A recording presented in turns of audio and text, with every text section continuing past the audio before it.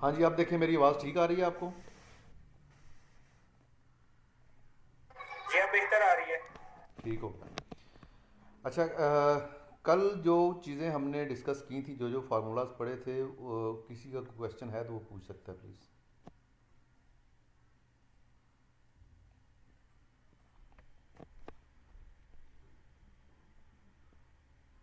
कोई भी फार्मूला जिसको आप चाहते हो कि मैं रिवाइज़ कर दूं, आप मुझे बता दें, और अगर सब ओके है तो फिर हम आगे चलते हैं।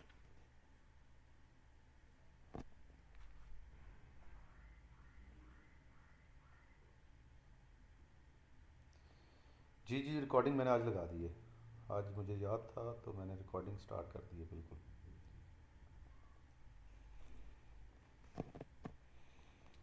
अच्छा, हमने ना डेट के फंक्शंस कुछ डिस्कस किए थे। मैं जब जो हमारा ट्रेनिंग का एजेंडा था मैं उसको रिव्यू कर रहा था, तो मुझे उसमें दो फंक्शंस ऐसे मिले जो कि डेट फंक्शन में से हमने मिस कर दिए थे। तो मैंने सोचा कि जब हम ये सेशन आज का स्टार्ट करेंगे तो सबसे पहले हम उन दो को डिस्कस कर लेंगे, ताकि हमारा वो जो एक्सेल डेट फंक्शन का वो सेशन था वो कंप्लीट हो जाए। ठीक है। अब उसमें कौन कौन से फंक्शंस थे? एक तो था end of month, end of month. और एक और बड़ा इंटरेस्टिंग फंक्शन था। आपको फॉर एग्जांपल कोई एक इवेंट हुआ था, और उस इवेंट को गुजरे हुए कितना अरसा हो गया है, कितने साल, कितने दिन, कितने महीने हो गए हैं, तो वो आप उसमें गेज कर सकते हैं। मिसाल के तौर पे आप अपनी डेट ऑफ बर्थ लें, आज की डेट लें, और उसमें से आप गेज कर सकते हैं कि आपको इस दुनिया में आए हुए कितना अरसा हो गया, कितने साल, दिन और महीने हो गए हैं। तो वो आप निकाल सकते हैं। उसके लिए हम यूज़ करते हैं डेटेड इफ का फंक्शन। पहले मैं आपको एंड ऑफ मंथ के बारे में बताता हूँ। ये मैंने आज की डेट लिखी और मैं ई ओ मंथ लिखता हूँ।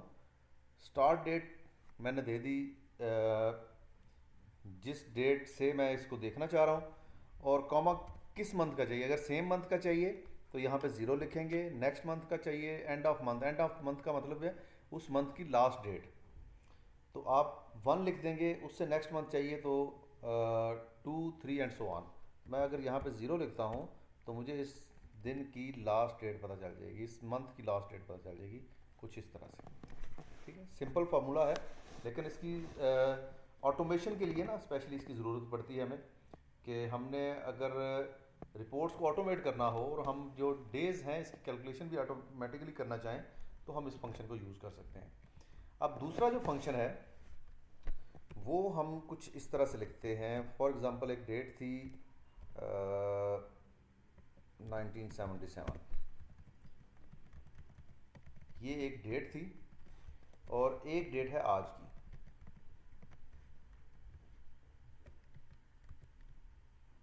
अब फ़र्ज़ करें कि ये एक बर्थ डेट है, और मुझे जानना ये है कि इस दिन से लेके आज तक कितने साल, कितने महीने और कितने दिन गुजरे हैं। तो इसका फार्मूला कुछ इस तरह से होता है, is equal to dated if start date, comma end date, comma. अब अगर आपने ईयर्स लेने हैं तो आप यहाँ पे वाई लिख देंगे, तो ये आपको उसके साल बता देगा। ठीक है। और अगर आपको, सॉरी, मैं ज़रा इसको लॉक कर लूँ ताकि हम मल्टीपल यूज़ इसके देख लें।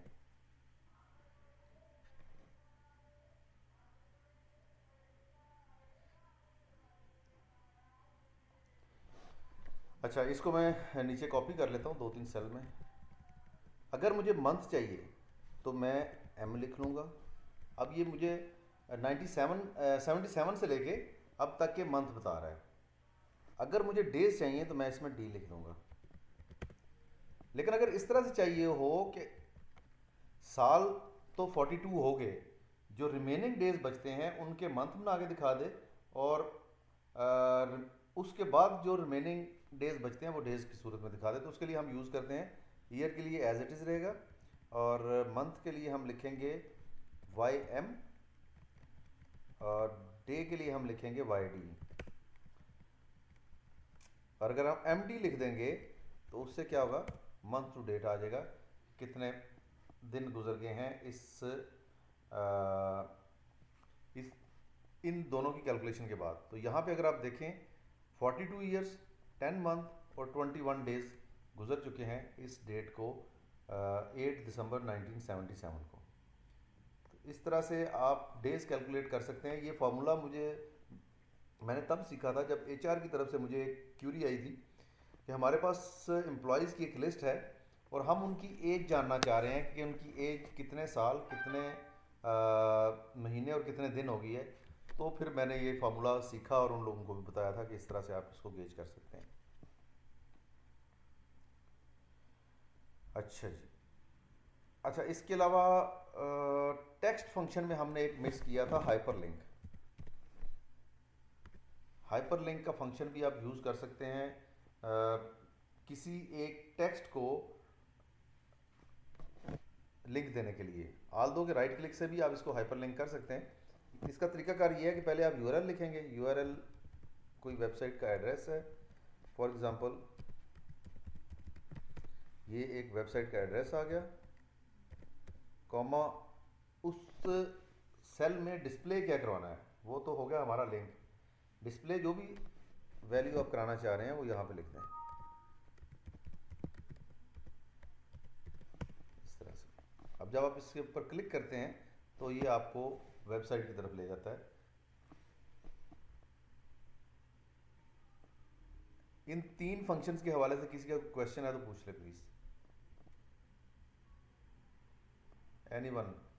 कामरान, आबिद, अजमल, अहमद। ये जो हमारा 42 ईयर 10 मंथ एंड 21 डेज हैं, ये कॉलम में लिखे हुए हैं। अगर हम इसको एक ही साथ देखना चाहिए कि जिस तरह हम बोलने में कहते हैं 42 ईयर्स एंड 10 मंथ 21 डेज, तो वो किस तरह होगा? ज़बरदस्त, ये आपने बहुत ज़बरदस्त सवाल किया है। उसका तरीकाकार ये है कि आप ये देखिए इस तरह से लिखेंगे इसको, एंड इसमें बेशक आप लिख लें ईयर्स।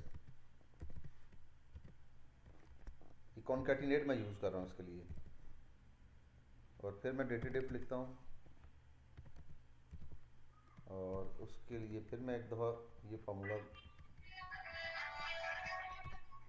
ईयर टू मंथ, और ये 2 मैंने लिख दिए।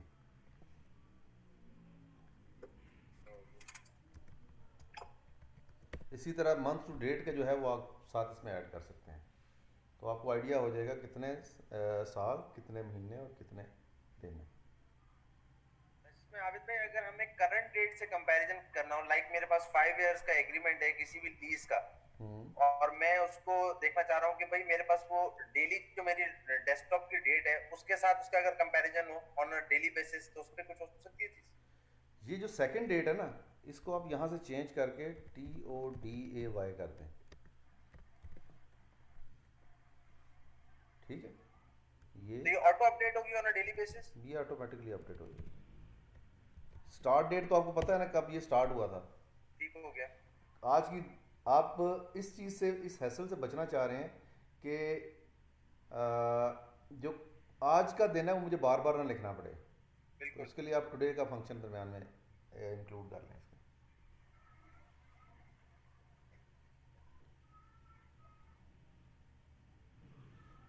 ओके हो गया, आगे चलें। एक हमारे पास एक क्यूरी होती है कि कस्टमर्स के नंबर पर एमबीपी के पैकेज होते हैं 6 महीने का या 12 महीने का। Okay.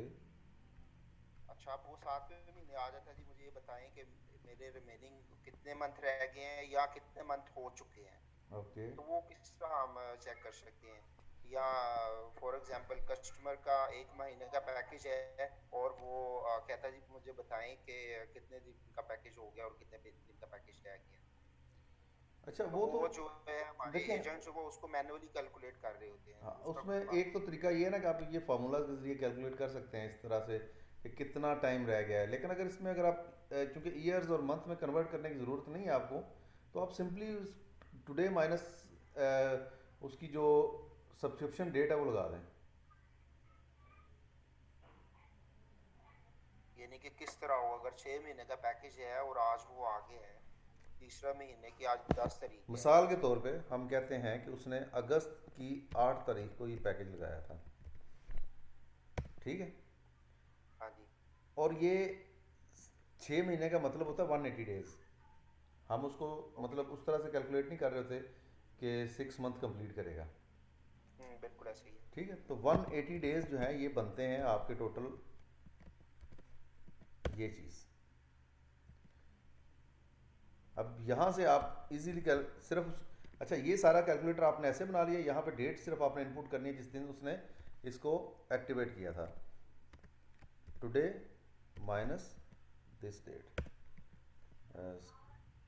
Is equal to this date minus today, और इसको आप नंबर में कन्वर्ट कर लें। अब इतने दिन रह गए इस पैकेज के, 98 डेज रह गए हैं।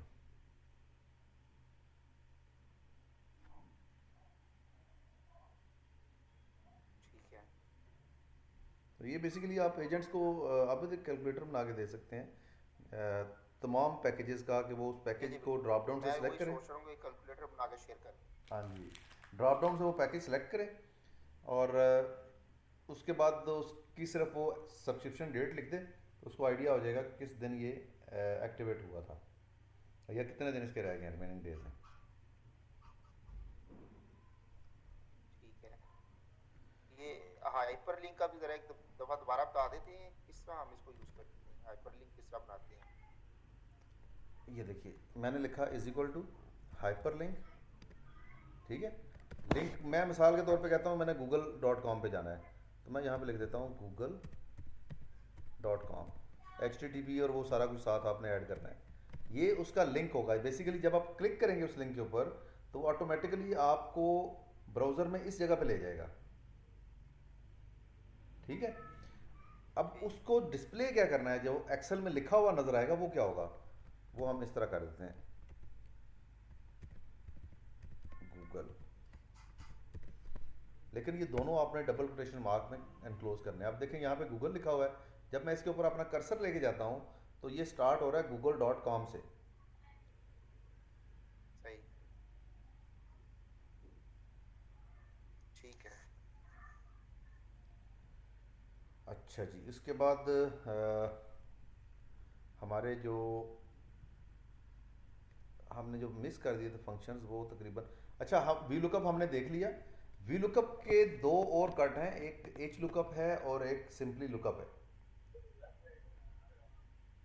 एच लुकअप वी लुकअप की तरह काम करता है, लेकिन ये हॉरिजेंटली चीज़ों को देखता है। जिस तरह हम कॉलम की शेप में जब सर्च कर रहे होते हैं तो वी लुकअप यूज़ करते हैं, और जब रोज में डेटा सर्च करना होता है तो हम एच लुकअप यूज़ करते हैं।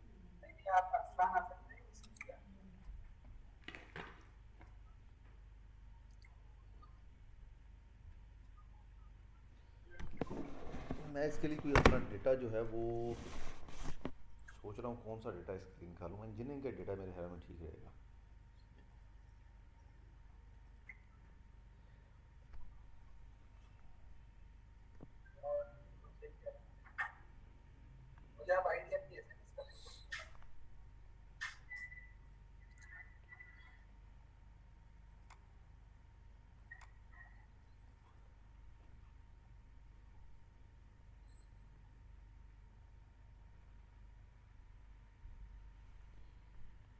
अब फॉर एग्जांपल ये मेरे पास एक डेटा है और इसमें मैंने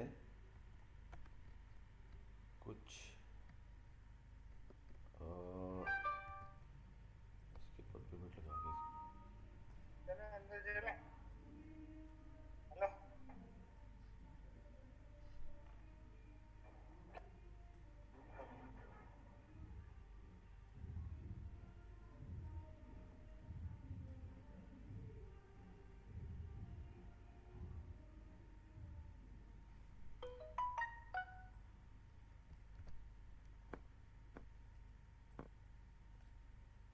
ये मेरे पास एक डेटा है डेट वाइज पोर्टेंट्स हैं मुख्तलिफ दिनों के, और मैं इसको डेट में कन्वर्ट कर लेता हूँ। अब अगर मुझे रो की सूरत में डेटा पिक करना है तो मैं किस तरह से उसको पिक कर सकता हूँ। मिसाल के तौर पे मेरे पास यहाँ पर लिखा हुआ है सेंट्रल थ्री। अब इसके अगेंस्ट मुझे डेटा चाहिए। अब ये सेंट्रल थ्री टॉप रो में लिखा हुआ है, ये किसी कॉलम में नहीं है। तो मैं यहाँ पे जो फंक्शन यूज़ करूँगा वो एच लुकअप है, और एच लुकअप को मैं कुछ ये टेबल में सेलेक्ट करूँगा, कॉमा लेट्स से मुझे थर्ड रो का डेटा चाहिए, कॉमा 3 कॉमा 0। सॉरी, मैंने इसमें एक चीज़ मिस कर दी है, और वो है ये lookup reference. Central three third row का डेटा ये मुझे 1 2 एंड 3, ये देखिए बिल्कुल उसी तरह से काम करता है जिस तरह से हम VLOOKUP यूज़ कर रहे होते हैं, लेकिन थोड़ा सा फ़र्क इसमें ये आ जाता है कि ये जैसे हम VLOOKUP के केस में लेफ़्ट टू राइट सर्च करते हैं, ये टॉप टू बॉटम हम सर्च कर सकते हैं एच लुकअप के ज़रिए। इसी तरह एक और फंक्शन है लुकअप का। मैंने आपको VLOOKUP में एक चीज़ बताई थी, स्लैबिंग करना, कि स्लैबिंग किस तरह से हम कर सकते हैं। वो स्लैबिंग हम VLOOKUP से भी कर सकते हैं और सिंपली लुकअप भी यूज़ कर सकते हैं। उसके लिए जो हम कुछ इस तरह से कर रहे थे, लुकअप, उसके बाद लुकअप एरे थी, किस एरे में लुकअप करना है तो वो ऑटोमेटिकली लास्ट कॉलम को पिक कर लेता है।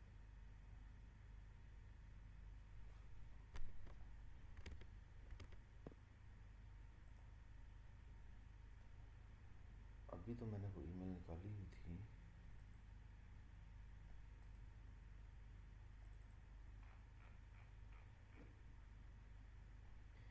VLOOKUP, HLOOKUP, index match, column. अच्छा, कॉलम और रो जो दो है ना, ये एक ही जैसा काम करते हैं। अगर आप कॉलम सेलेक्ट करते हैं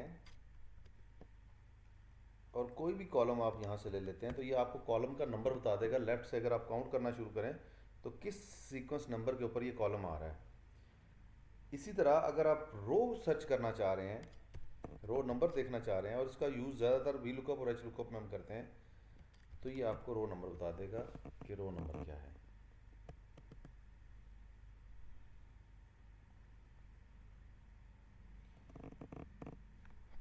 अब हमारा जो सेशन लुकअप और रेफरेंस का है वो भी ख़त्म हो गया। इसमें हमने VLOOKUP, lookup, HLOOKUP, index match, column, row और हाइपरलिंक को स्टडी किया है।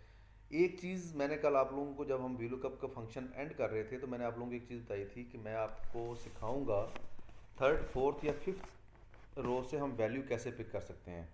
आज के दिन उसको पार्क रखें, थोड़ा सा कॉम्प्लिकेटेड फंक्शन है।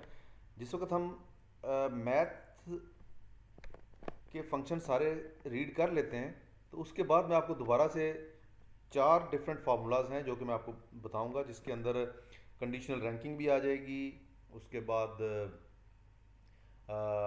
सेकंड, थर्ड और फोर्थ वैल्यू पिक कैसे की जाती है, कंडीशनल मैक्सिमम और मिनिमम कैसे निकाला जाता है, और HTML स्पेसेस कैसे रिमूव की जाती हैं एक्सेल में। तो वो फार्मूलाज मैं आपको बता दूंगा। वो बेसिकली ग्रुप ऑफ फार्मूलाज हैं, कोई सिंगल फंक्शन नहीं है।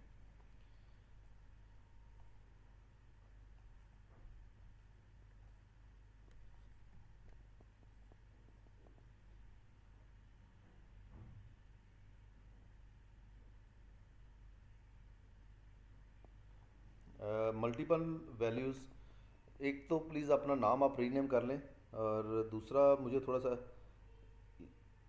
अच्छा हारिस साहब, हारिस, मल्टीपल वैल्यू से आपकी क्या मुराद है? मल्टीपल वैल्यू से आपकी मुराद कहीं ये तो नहीं है कि आप कॉलम 3, कॉलम 4 और कॉलम 5 की वैल्यूज़ लेना चाह रहे हैं एक ही सेल के अंदर VLOOKUP के ज़रिए?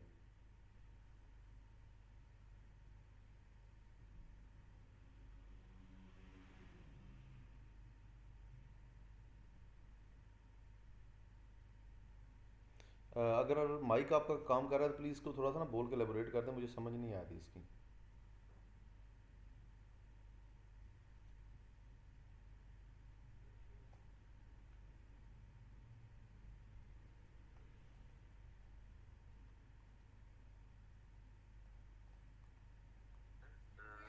अगर एक दो कॉलम्स हैं, ओके। एक के अंदर 5 वैल्यूज हैं और उसके अगेंस्ट दूसरे कॉलम के अंदर एक ही वैल्यू चल रही है, तो अगर मैं चाहता हूँ उस एक वैल्यू के अगेंस्ट फर्स्ट वाले कॉलम की सारी वैल्यूज पिक करूँ, तो उस VLOOKUP कैसे यूज होगा? मिसाल के तौर पे डी कॉलम है, इसके अंदर रीजन आ रहे हैं, और बी और ए में डेट और बिल टाइप आ रहा है। तो आप ये चाह रहे हैं कि सेंट्रल वन के अगेंस्ट मैं ये दो वैल्यू उठा लूँ, यही क्वेश्चन था आपका?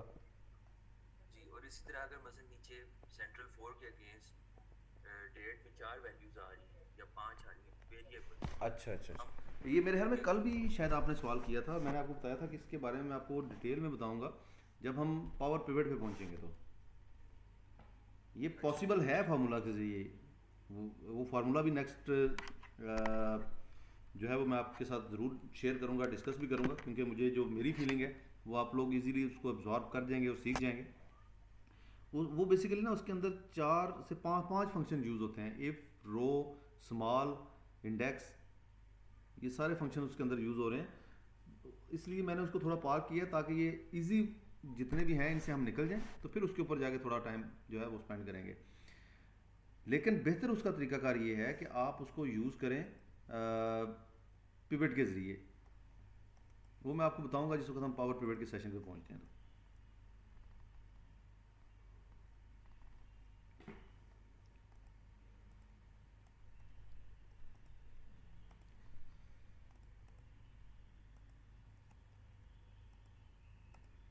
अच्छा जी, अब मेरे पास ये कुछ रीजन्स हैं और एक डेटा मैं आप लोगों को दिखा देता हूँ, इस डेटा का थोड़ा सा ओवरव्यू दे देता हूँ। इसको हम यहाँ से ना 4-5 कॉलम ले लेते हैं, ज़्यादा की हमें ज़रूरत नहीं है।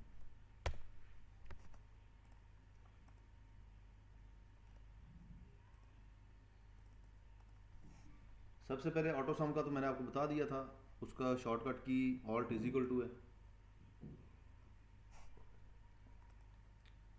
डेटा की मैं आपको थोड़ा सा ओवरव्यू दे देता हूँ। मेरे पास डेट आ रही है, बिल टाइप है, बिल टाइप का मतलब ये है 1 for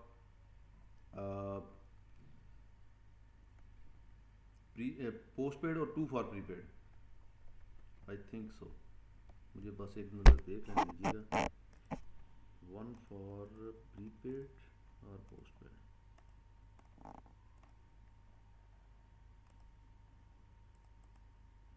ji 1 for postpaid है और 2 फॉर प्रीपेड है।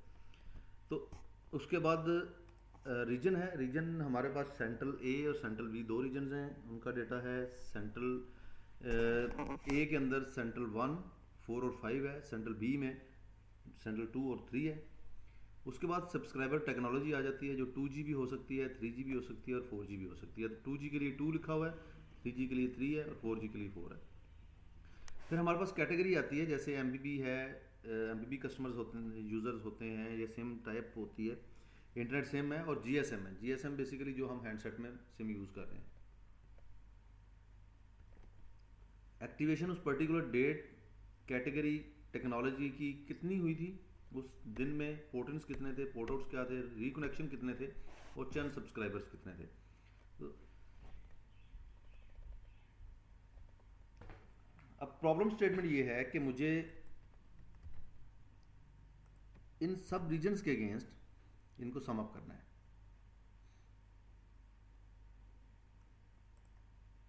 तो मैं पहले डेटा में जाके इसके डुप्लीकेट रिमूव कर लेता हूँ ताकि मेरे पास कुछ ऐसे आ जाए नंबर। सबसे पहले एक्टिवेशंस हैं, इसको मैं एक्टिवेशंस,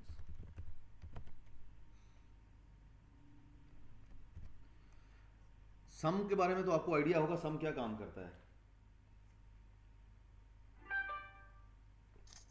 जमा करता है। सम इफ क्या करता है, कंडीशनली उसको प्लस करता है। और सम इफ्स क्या करता है, वो आपको अलाउ करता है कि आप उस फंक्शन के अंदर मल्टीपल कंडीशंस ऐड करके वैल्यू को सम कर लें। अभी हम सम के बारे में बात करते हैं। सम के लिए हमें एक तरीकाकार ये है कि हम number 1, comma number 2, comma third number 4 and 5, जितने भी कॉलम हमने करने हैं उनको 1 बाय 1 सम अप कर सकते हैं, या हम उसको एक एरे दे देते हैं। एरे का तरीकाकार ये होता है कि आपने फर्स्ट कॉलम और लास्ट कॉलम के दरमियान में कॉलम डाल देना है, तो वो उसको सम कर लेता है। ये दो तरीकाकार हैं सम करने के। सम बिल्कुल सिंपल है, आप प्लस साइन के साथ भी इसको कर सकते हैं। सम इफ थोड़ा सा ट्रिकी है।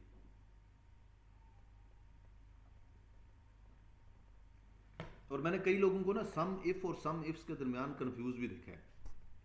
इसलिए मेरी रिकमेंडेशन हमेशा ये होती है कि आप सम इफ़ को छोड़ दें, सम इफ्स यूज़ करें, क्योंकि वो सिंगल कंडीशन के साथ भी काम करता है और मल्टीपल कंडीशंस के साथ भी काम करता है। अब सम इफ़ क्या करता है, बेसिकली सम इफ़ सबसे पहले आपसे क्राइटेरिया मांगता है, क्राइटेरिया रेंज मांगता है, फिर वो आपको कहता है कि हमें सम रेंज दे दो, किस कॉलम को आप सम अप करना चाह रहे हैं। सम इफ्स इसके अपोजिट करता है, क्योंकि उसमें मल्टीपल कंडीशंस लगनी है, तो सबसे पहले आप उसको सम रेंज देते हैं, उसके बाद उसको उस क्राइटेरिया सेट करते हैं, क्राइटेरिया 1 2 3 4 एंड सो ऑन। उसकी मैं आपको एक एग्जांपल बता देता हूँ। फॉर एग्जांपल मुझे यहाँ पर एक्टिवेशंस जो चाहिए वो सब रीजन के ऊपर चाहिए, और मैं सम इफ़ यूज़ करता हूँ।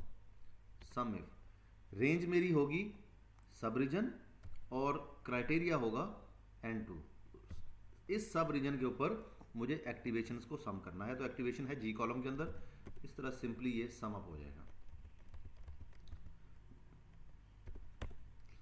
अब मैं एक और कंडीशन लगा देता हूँ। पहले मैं आपको डबल कंडीशन के साथ बताता हूँ, फिर मैं आपको आप डेफिनेटली उसको एक कंडीशन के साथ भी यूज़ कर सकते हैं। अब मेरे पास एक और कंडीशन ये है कि वो जीएसएम की एक्टिवेशन होनी चाहिए जो इसमें सम करनी है। अब जीएसएम की एक्टिवेशन सम करने के लिए मुझे दो कंडीशंस लगानी पड़ती हैं। सम इफ़ मुझे अलाउ नहीं करता सेकंड कंडीशन के लिए, तो मैं सम इफ्स यूज़ करता हूँ। अब मैंने एक्टिवेशन सेलेक्ट की, सब पहले इफ़ के केस में मैंने एंड पे जो है वो कॉलम जो सम करना था वो सिलेक्ट किया था।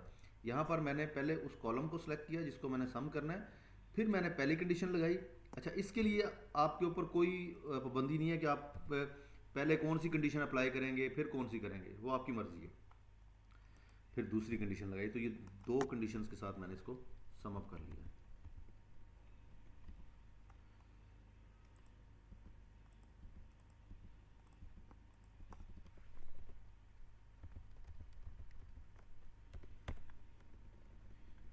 अब इसके अंदर से अगर आप जीएसएम की कंडीशन हटाना चाहें तो हटा भी सकते हैं।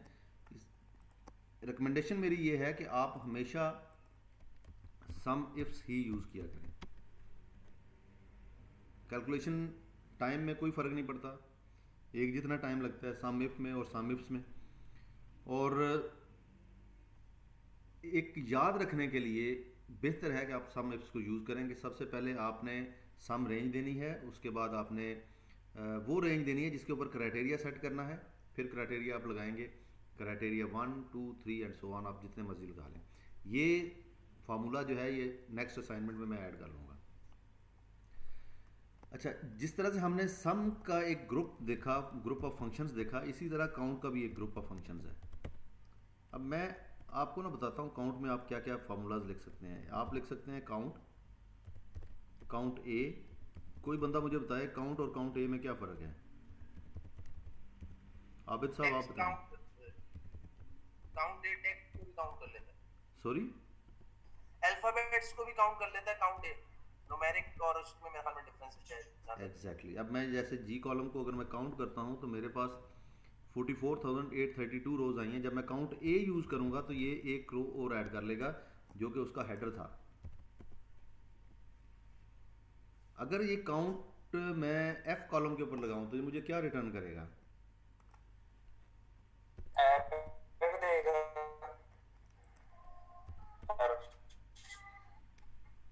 कोई वैल्यू रिटर्न नहीं करेगा। रीज़न क्या है? रीज़न ये है कि यहाँ पर न्यूमेरिक वैल्यू नहीं है कॉलम एफ के अंदर।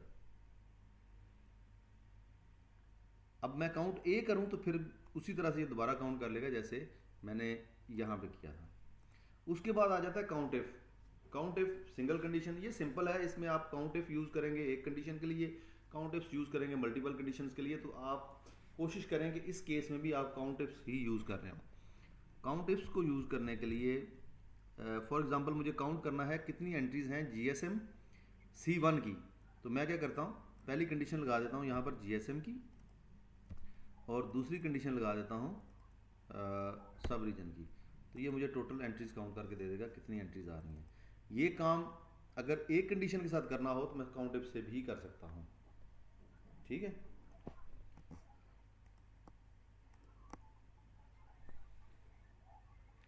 उसके बाद इसी तरह से एवरेज का फंक्शन आ जाता है।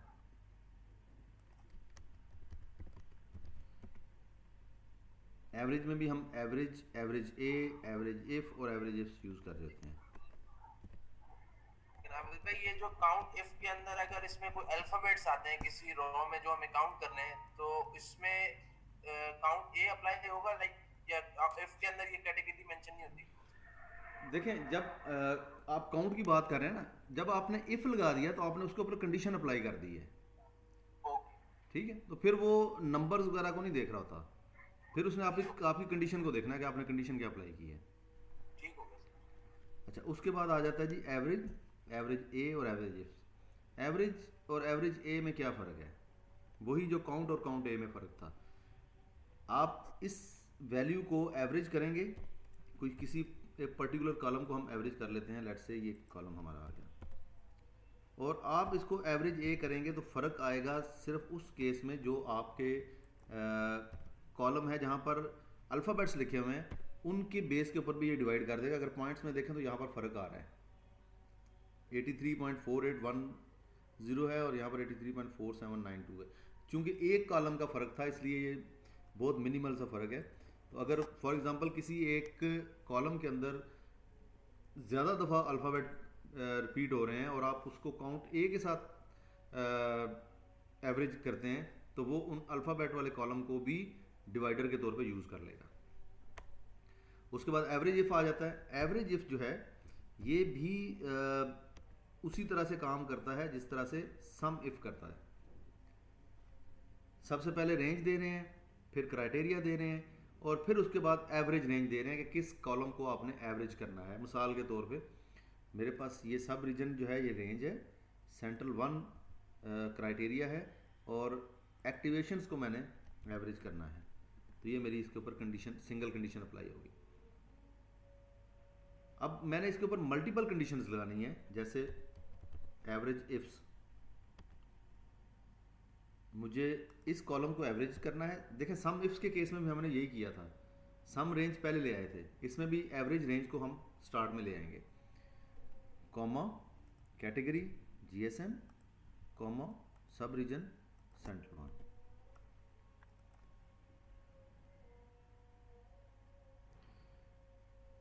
दो मिनट वेट करने हैं, आसान होगा।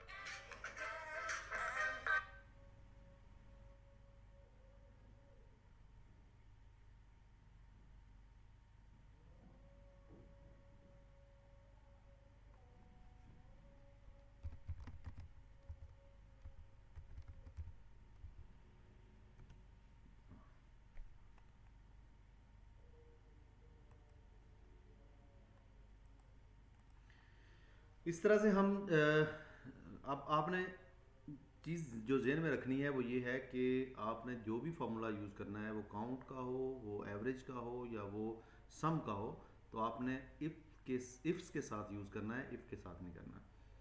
रीज़न ये आपको कंफ्यूज नहीं करेगा, क्योंकि इन दोनों की जो तरतीब है वो डिफरेंट है। एवरेज इफ़ और एवरेज इफ्स की सीक्वेंस डिफरेंट है, इसी तरह से सम इफ़ और सम इफ्स की सीक्वेंस डिफरेंट है।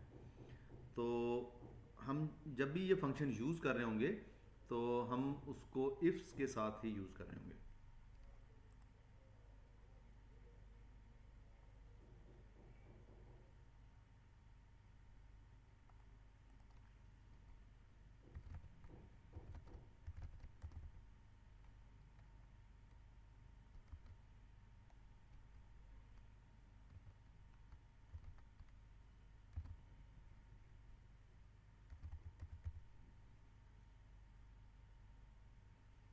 ये जी मेरे पास एक कॉलम में डिस्क्रिप्शन है और एक में वैल्यू 1 है और एक में वैल्यू 2 है।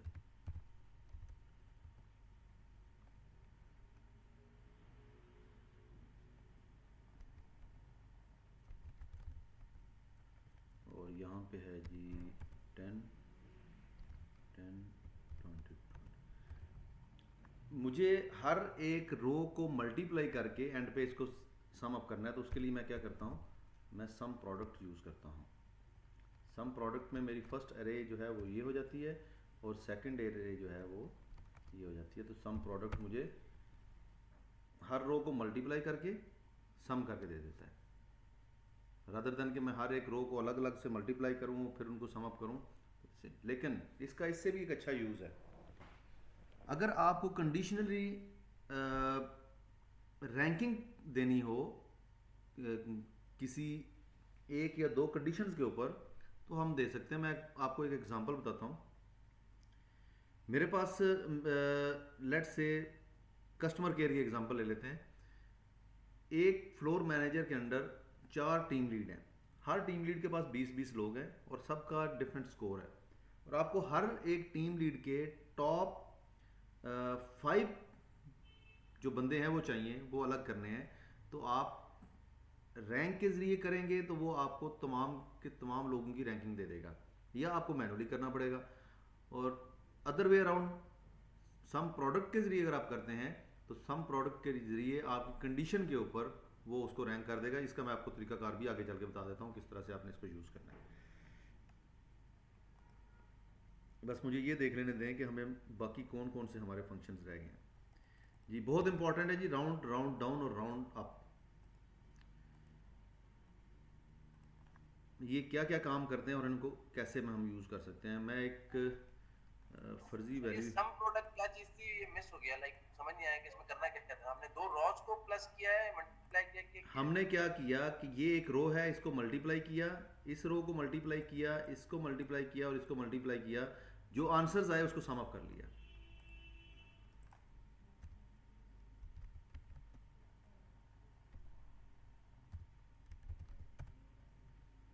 ये बेसिकली आपको ये आपको अलाउ करता है कि आप ये जो रिजल्ट्स हैं इनको मल्टीप्लाई करने के बाद और इसको इसका जो टोटल है उसको सम करना एक ही गो में आप कर सकते हैं। लाइक ये 10 to the 20 प्लस उसको ऑटोमेटिकली प्लस भी कर देगा ये सम प्रोडक्ट जो है। हाँ जी, उसको सब टोटल को प्लस करता है। अच्छा, उसके बाद जो नेक्स्ट फंक्शन है वो राउंड का फंक्शन है। राउंड हम यूज़ करते हैं जो हमारे पास नंबर्स आ रहे हैं, जो वैल्यूज़ आ रही हैं, उसके डेसिमल प्लेसेस को कम करने के लिए या ख़त्म करने के लिए। तो इसका जो सिंटैक्स है बहुत सिंपल सा है। सबसे पहले आपने लिखना है इज इक्वल टू का साइन, फिर राउंड आ जाएगा और फिर आपने वो वैल्यू देनी है जिसको राउंड करना चाह रहे हैं। अगर आपने डेसिमल प्लेसेस ख़त्म करनी है तो यहाँ पर आप लिख देंगे 0, और अगर सिंगल डेसिमल प्लेस चाहिए तो 1 लिख देंगे, 2 चाहिए तो 2 लिख देंगे। इस तरह से हो जाएगा। अच्छा, अगर आप ये चाह रहे हैं, मैं आपको पहले इसको मैं राउंड कर देता हूँ। अगर आप ये चाह रहे हैं कि जो लास्ट में जो 5 राउंड हो गया है ये 5 भी राउंड हो जाए, यानी कि यहाँ पर 0 लिखा हुआ आ जाए और उससे जो पहला नंबर है वो अप या डाउन अकॉर्डिंगली एडजस्ट हो जाए, तो आपने 0 की बजाय यहाँ पे -1 कर देना है, कुछ इस तरह से। और अगर आपने 2 0 लास्ट पे ऐड करने हैं तो -2 कर देना है। लेकिन ये चीज़ ज़हन में रखिएगा कि इसको इंटेलिजेंटली एक्सेल जो है वो खुद डिसाइड करेगा कि इस वैल्यू को मैंने अपर वैल्यू पे लेके जाना है या नहीं लेके जाना। वो उसका आपको रूल पता ही है कि जब भी 0.5 या इससे ज़्यादा हो तो वो उसको 1 कंसिडर कर देता है, अगर आप उसको राउंड करते हैं। इसके लिए एक और फंक्शन भी है, वो है round up. Round up comma, let's say मैं -2 कर देता हूँ। यहाँ पे भी मैंने राउंड किया हुआ है -2 के साथ, और यहाँ पे भी राउंड किया है। इसमें फ़र्क क्या है? उसने पहली दो वैल्यूज़ को ज़ीरो किया, जो मैंने -2 लिखा था, थर्ड वैल्यू को एक स्टेप ऊपर ले गया है और उसने इसको राउंड अप कर दिया है। इसी तरह से अगर मैं अप की बजाय, राउंड अप की बजाय राउंड डाउन यूज़ करता हूँ तो वो एक स्टेप नीचे ले जाएगा।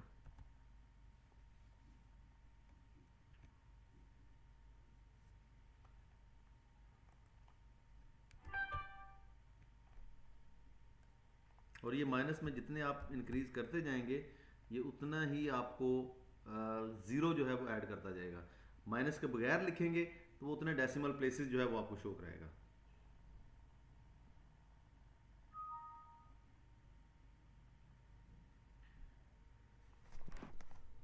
आई थिंक ये भी फार्मूला जो है ये सिंपल था, इसमें कोई इतना वो मसले की बात नहीं थी। अब आ जाते हैं उस चीज़ की तरफ, वो फार्मूलाज जो मैंने आपको बताया था कि हम एंड पे डिस्कस करेंगे, वो थोड़े से डिटेल में डिस्कस करने वाले हैं। नमाज पढ़ लें, 4 बजे दोबारा इस सेशन को हम स्टार्ट करते हैं।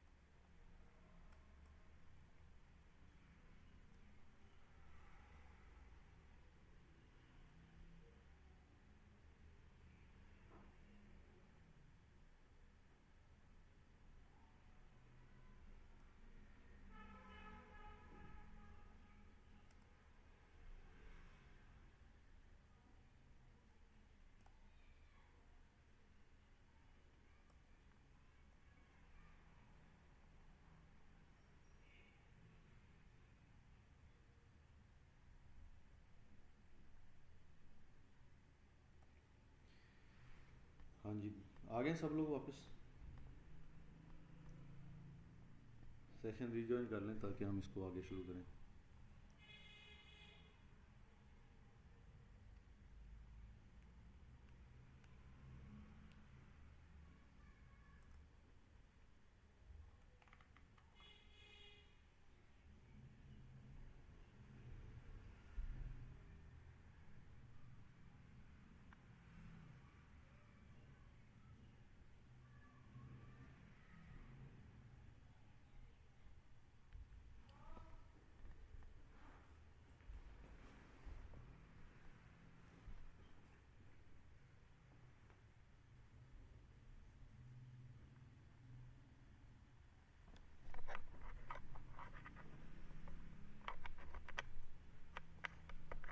अली असद और अली खान आज अवेलेबल हैं सेशन में?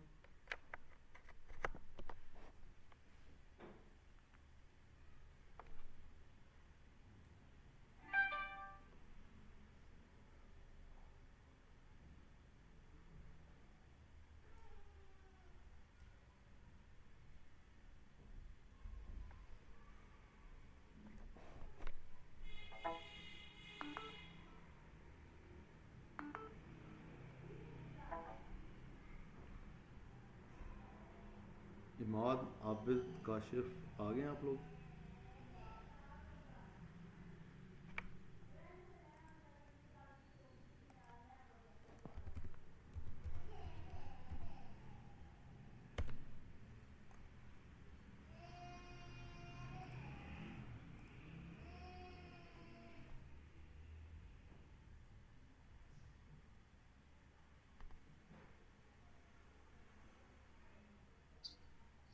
जी जी काशिफ साहब आ गए वापस?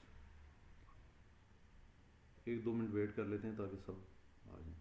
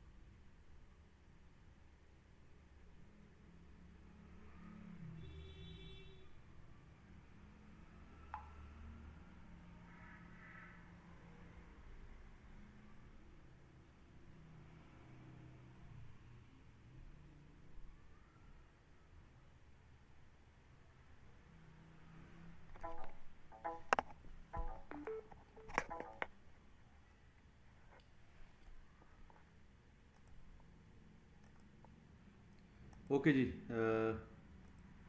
Let's start. अब जो फार्मूलाज हमने अभी तक डिस्कस नहीं किए, स्पेशली ग्रुप ऑफ फंक्शंस, उनको हम 1 बाय 1 डिस्कस करेंगे। जिसमें एक तो मैंने आपको बताया था कि HTML स्पेसेस हम कैसे रिमूव कर सकते हैं, हम उसको डिस्कस कर लेते हैं। उसके बाद रैंकिंग कैसे करते हैं और कंडीशनली रैंकिंग कैसे करते हैं, दूसरी चीज़ हम ये डिस्कस कर लेते हैं। और इसके बाद जो थर्ड फार्मूला है वो मैक्सिमम और मिनिमम कंडीशनल जो है वो कैसे डेटा से पिक करते हैं।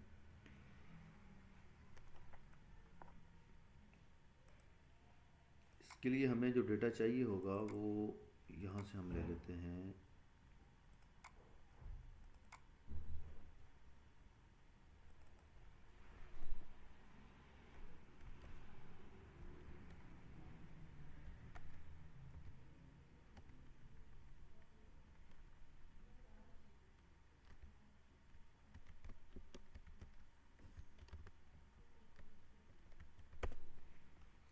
इसके एक्स्ट्रा कॉलम सारे रिमूव कर देते हैं, जो 2 या 3 कॉलम जो है उनकी बेस पे हम रैंक कर लेते हैं इसे।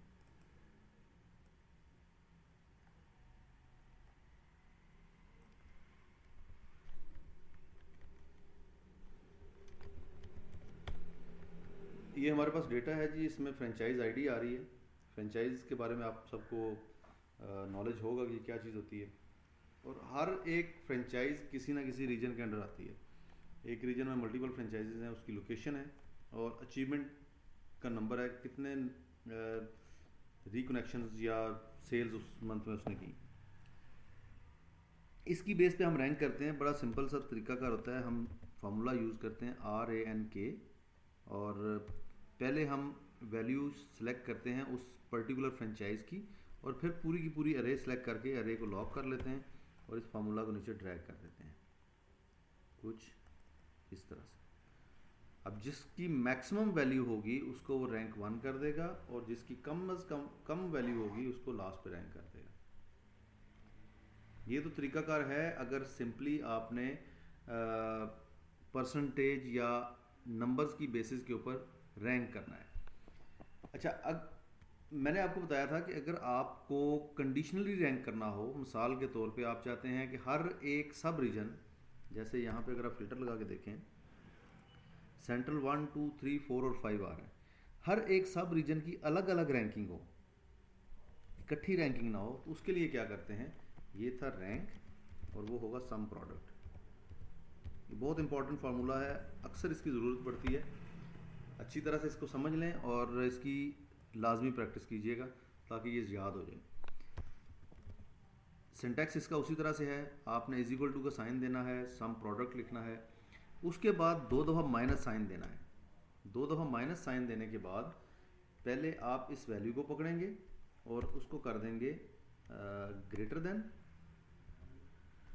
कुछ यूँ, फिर कॉमा देके दोबारा माइनस साइन देंगे और कंडीशन एक और ऐड कर देंगे जो कि सब रीजन की है। तो सब region is equal to complete array. अच्छा, इसमें ना एक चीज़ का आपने जेहन में रखनी है कि ये रैंकिंग स्टार्ट करता है 0 नंबर से। ये हमेशा 0 से स्टार्ट करेगा। ये देखिए फर्स्ट रैंक पे उसने किया है 0 नंबर। दूसरा, अगर आप यहाँ पर ग्रेटर देन का साइन यूज़ करेंगे तो ये जो लोएस्ट वैल्यू है उसको नंबर 1 रैंक करेगा और हाईएस्ट वैल्यू को लास्ट रैंक करेगा। और अगर आप लेस देन का साइन यूज़ करते हैं तो वाइस वर्सा होगा, आपकी जो हाईएस्ट वैल्यू है उसको नंबर 1 रैंक कर देगा, लोएस्ट को लास्ट पे ले जाएगा। अब देखें इसके अंदर अगर आप 1 तलाश करें तो ये देखें 1 यहाँ पे भी आ रहा है और 1 ये भी आ रहा है।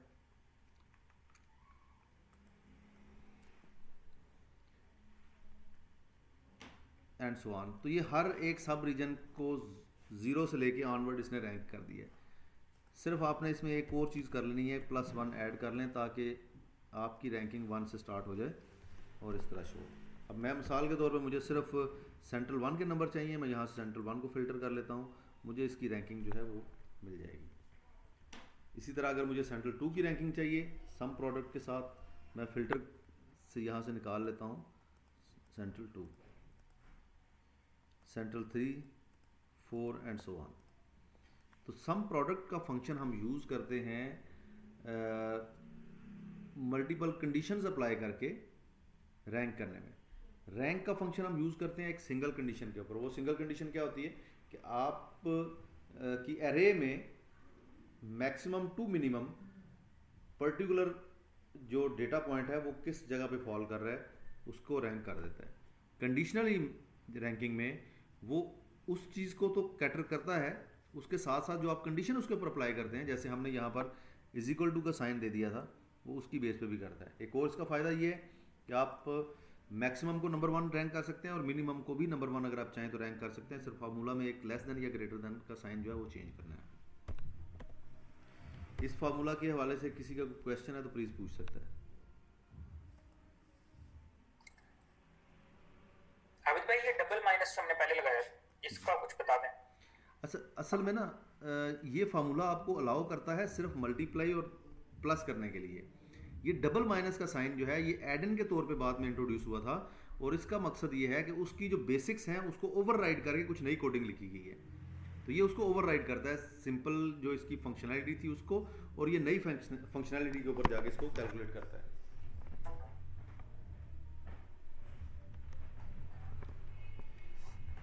जिस तरह से आपने सम प्रोडक्ट, वो कैलकुलेट ही नहीं करेगा। हाँ जी, जिस तरह से आपने सम प्रोडक्ट का वर्ड यूज़ किया है, इसी तरह ये माइनस साइन भी 2 दफ़ा आपने ज़रूर यूज़ करना है, यानी कि जितनी भी कंडीशन लगा रहे हैं सबके साथ ये ज़रूर यूज़ करना है। अच्छा, इसमें ना एक चीज़ आपने ख़ास तौर पे ज़हन में रखनी है, अगर आपका डेटा 1000 रोज़ तक है तो भी ठीक है, चलेगा, आप कैलकुलेट करें। अगर आपका डेटा बहुत ज़्यादा है, जैसे मिसाल के तौर पे कोई 70,000 रोज़ का डेटा है, तो उसके ऊपर कभी भी ये ना अप्लाई करें। उसके ऊपर अगर आप कंडीशनली फॉर्मेटिंग करना चाहेंगे, इसको अप्लाई करेंगे, तो आपका एक्सेल कैलकुलेशन में बहुत ज़्यादा टाइम लगेगा। ये फार्मूला कैलकुलेट होने में टाइम लेता है और बहुत अच्छा खासा टाइम लेता है। हमारे पास चूँकि टोटल एंट्रीज ही 146 147 थी, इसलिए हमारा टाइम हमें फील नहीं हुआ। लेकिन जब ये नंबर ऑफ़ रोज़ इंक्रीज़ करती हैं तो ये बहुत ज़्यादा टाइम लेता है कैलकुलेशन के लिए।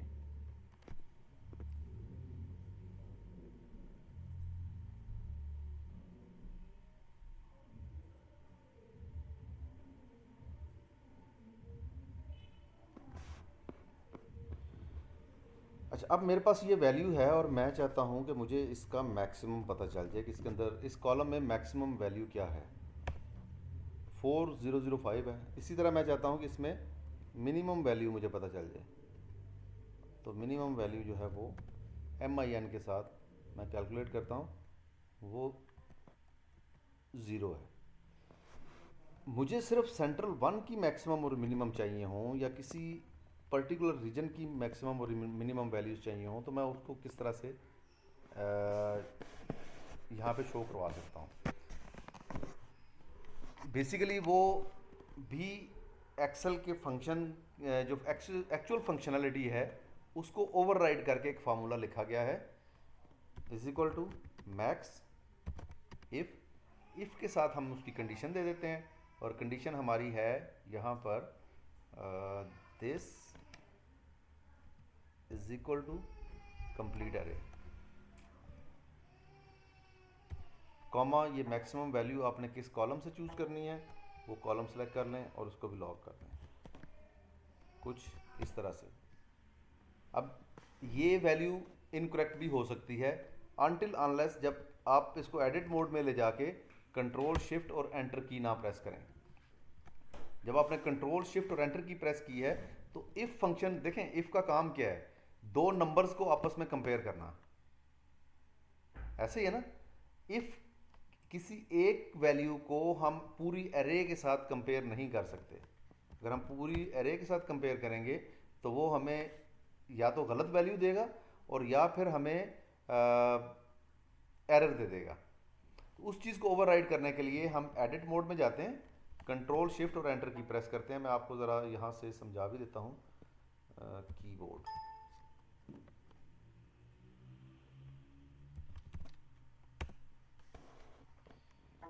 सबसे पहले आपने एडिट मोड में जाना है और एडिट मोड का तो आपको आइडिया होगा, या आप डबल क्लिक कर दें और या फिर आप उसके ऊपर F2 कर दें, ये एडिट मोड है। उसके बाद आपने कंट्रोल शिफ्ट और एंटर ये प्रेस करना है। जब आप ये प्रेस करेंगे तो फार्मूला के स्टार्ट में और एंड पे एक ब्रैकेट लग जाएगी जो कि उसकी उस फंक्शनैलिटी को ओवरराइड कर देगी, इफ़ का कंपैरिजन एक सिंगल सेल का पूरे एरे के साथ।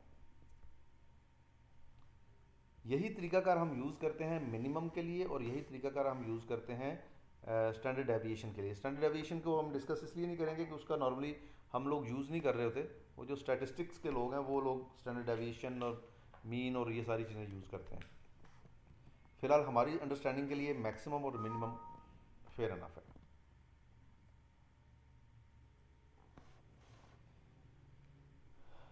इसकी समझ आ गई है मैक्सिमम और मिनिमम की? इसका कोई क्वेश्चन?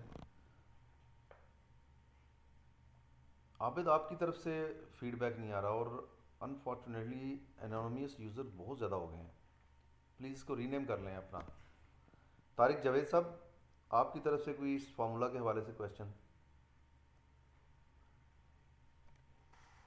No sir. मुझे प्लीज़ थोड़ा ना अपनी प्रेजेंस के बारे में बताते रहें। मैंने प्रीवियसली एक ट्रेनिंग की थी डाइस एनालिसिस के साथ, और वहाँ पे ट्रेनर बहुत अच्छा लड़का था, बिलाल ट्रेनिंग करवा रहा था, और उसका जो टेम्पो था ना वो सारा टूट जाता था सिर्फ इस चीज़ के ऊपर कि जब वो फीडबैक मांगता था तो उसको कोई फीडबैक नहीं देता था।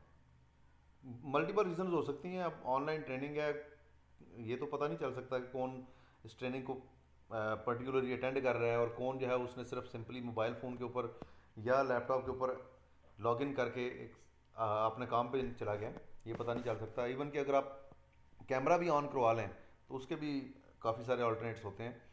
लेकिन स्पेशली उनके लिए जो इसको सीखने में इंटरेस्टेड है एक्सेल को, आप मुझे अपनी प्रेजेंस साथ साथ जो है ना वो बताते रहा करें, कोई क्वेश्चन करें, जैसे कामरान की तरफ से आ जाता है, हारिस साहब की तरफ से आ जाता है, आबिद कभी कभार कुछ पूछ लेता है, तो सब लोग मुझसे जो है ना ये इसके ऊपर क्वेश्चंस वगैरह करते रहा करें। अच्छा जी, मैक्सिमम मिनिमम इफ़, अब मिनिमम इफ़ जो है ये भी मैं आपकी असाइनमेंट में ऐड कर दूंगा। मैक्सिमम मैंने आपको यहाँ पे बता दिया है किस तरह से करना है, सिर्फ कीवर्ड का चेंज है, मैक्स की जगह पे आपने मिनिमम लगा देना है।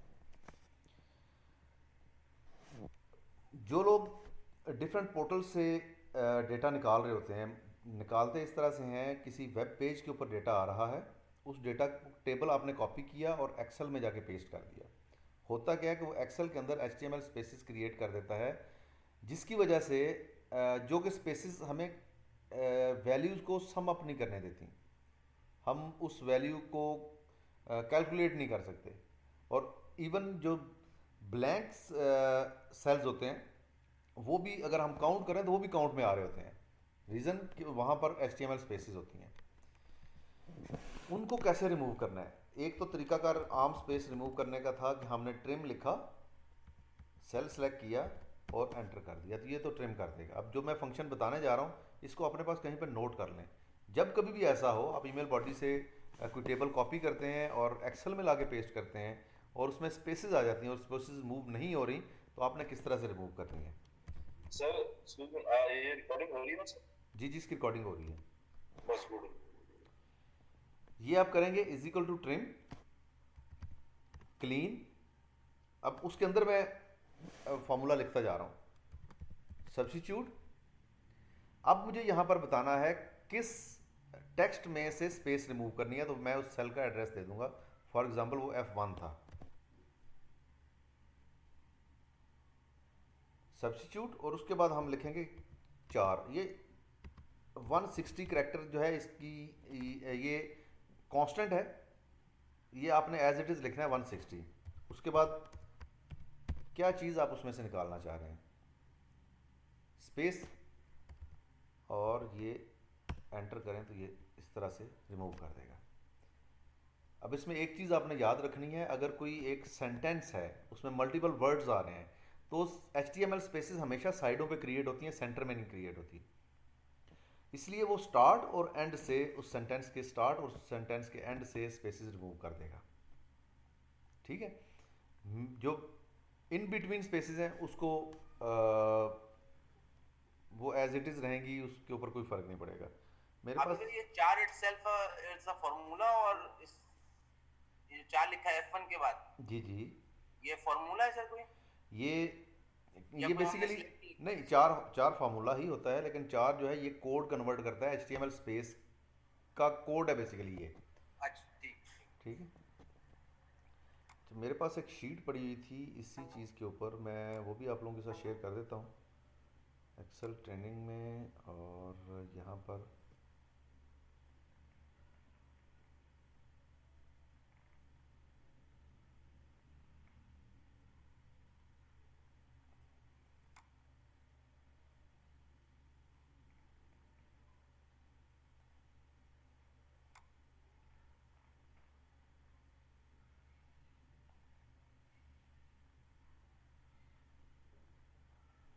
मेरे पास एक शीट थी जिसके अंदर मैंने ये फार्मूलाज लिख के प्रैक्टिकल एग्जांपल के साथ रखे हुए थे, वो मैं आप लोगों के साथ शेयर कर देता हूँ। हाँ जी, आई थिंक ये है वो शीट।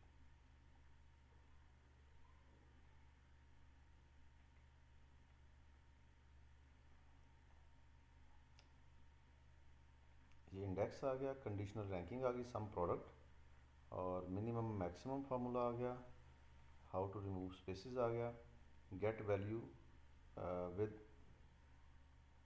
इंडेक्स। ये शीट मैं आप लोगों को ग्रुप में शेयर कर देता हूँ।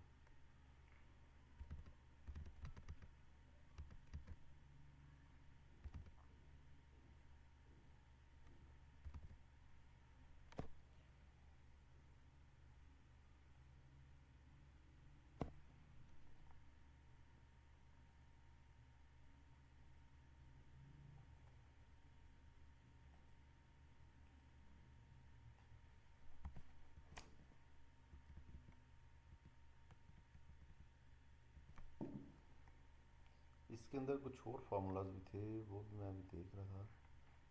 गेट सेकंड वैल्यू वाला हमने भी करना है, उसके बाद मिनिमम मैक्सिमम हो गया, कंडीशनल रैंकिंग हो गया, index formula to get values from the left, ये तो नॉर्मली हमने कल जो है इसको सर्च कर लिया था। गेट वैल्यू ये हम इसमें डिस्कस नहीं करेंगे, ये बहुत ज़्यादा कन्फ्यूजन क्रिएट करेगा, बहुत लेंथी फार्मूला है। अच्छा, अब नेक्स्ट एक फंक्शन है जिसमें हम वी लुकअप करते हैं, तो क्या होता है कि टॉप की वैल्यू पिक करता है। अगर फॉर एग्जांपल मेरे पास एक लिस्ट है, हम वही लिस्ट दोबारा ले लेते हैं।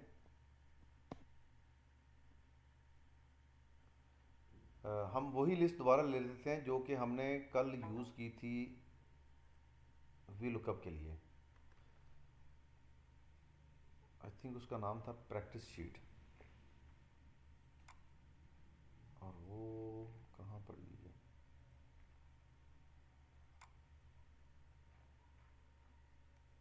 सर प्रैक्टिस 3 के नाम से थे कल से।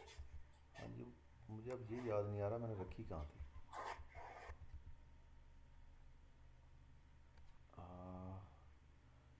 आप लोगों को ग्रुप में शेयर की थी मैंने।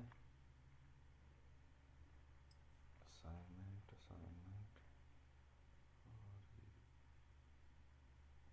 जी सर, ग्रुप में शेयर कीजिए।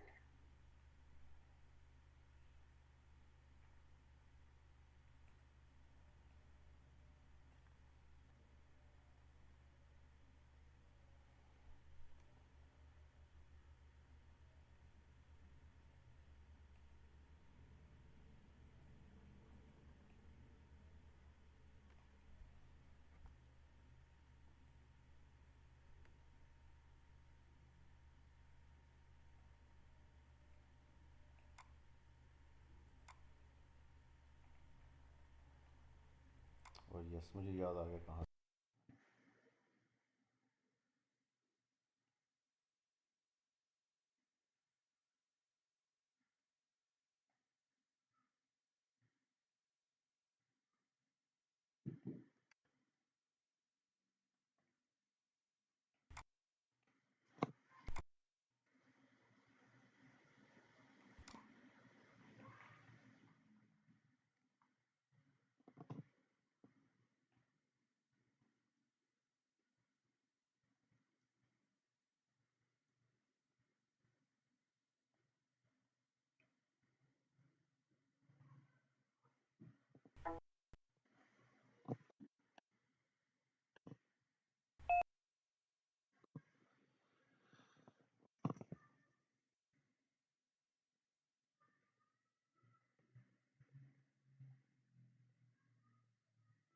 अच्छा, इस प्रैक्टिस शीट के अंदर टोटल हमने 3 तरह के फंक्शंस यूज़ किए थे, वी लुकअप, इंडेक्स मैच और इंडेक्स स्मॉल इफ और रो के कॉम्बिनेशन के साथ। तो ये बेसिकली ये फंक्शन हम यूज़ करते हैं अगर हम किसी एक पर्टिकुलर, जैसे इस एग्जांपल में एक ऑथर है और एक ऑथर की मल्टीपल बुक्स हो सकती हैं, हमें उसकी टॉप की 3 बुक्स चाहिए, तो हम उसकी टॉप 3 बुक्स इस फार्मूला की मदद से उठा सकते हैं। मैं पहले इस फार्मूला को गो थ्रू करवा देता हूँ आपको।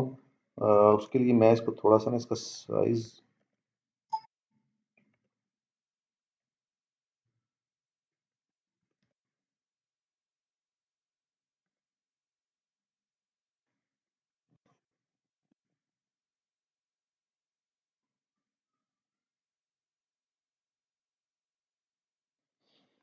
इंडेक्स का काम मैंने आपको बताया था कल। इंडेक्स क्या करता है, कोई बता सकता है मुझे इंडेक्स क्या करेगा इस फार्मूला में?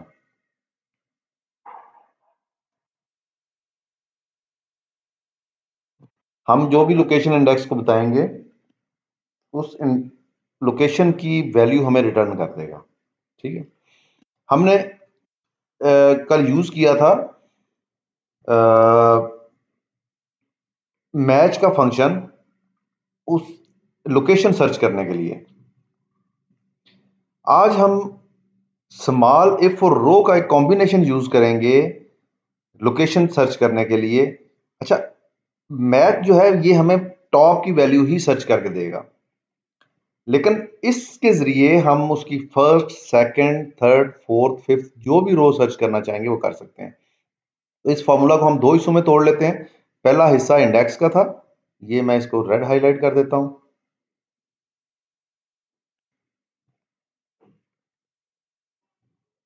और दूसरा हिस्सा जो है उसको हम एज इट इज रखते हैं। अब सेकंड पार्ट इसका है स्मॉल। स्मॉल